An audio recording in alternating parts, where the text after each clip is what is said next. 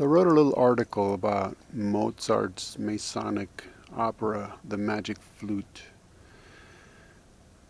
And I'll put a link to it, but I thought I'd mention a few key points, mostly through quotations, because if you get a chance to see the opera, which you can actually rent as it was made into a movie,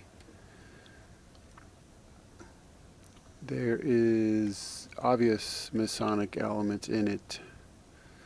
If you are familiar with Freemasonry, you'll definitely pick some of those out right away, especially as the movie progresses. At one point, Johann Wolfgang von Goethe, who is a Freemason, spoke about the opera, stating, "It is enough that the crowd would find pleasure in seeing the spectacle. At the same time, its high significance will not escape the initiates." So those on the inside will understand what's really going on in the opera and its hidden meanings, as it were. You'll also find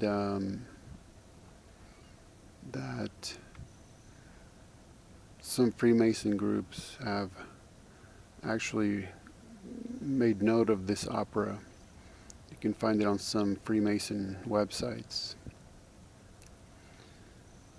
For example, the Grand Freemason Lodge of British Columbia and Yukon posted the following on their website.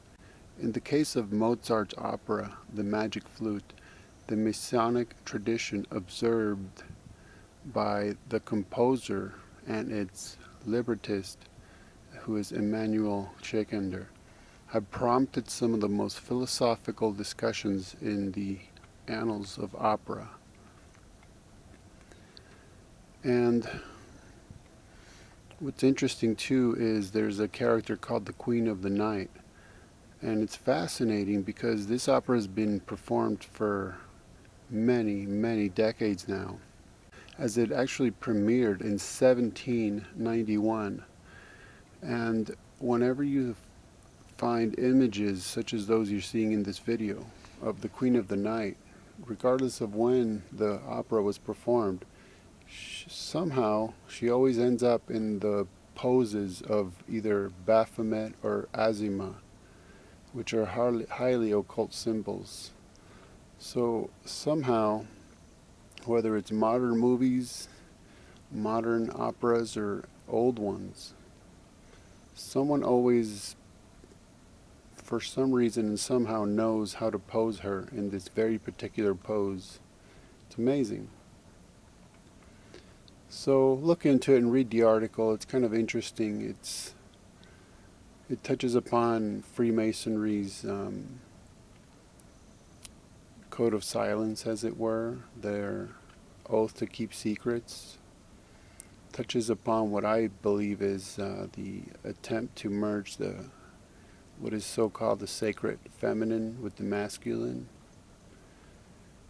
And what's interesting too is I provide a quotation from the Royal Masonic Cyclopaedia and their entry for the word Baphomet. And long story short, I have the whole quote in the article, but the very last line is just typical occult, mystery religion, secret society stuff. It says, "More cannot be said here without improperly revealing what we are bound to heal, conceal, and never reveal." So check it out.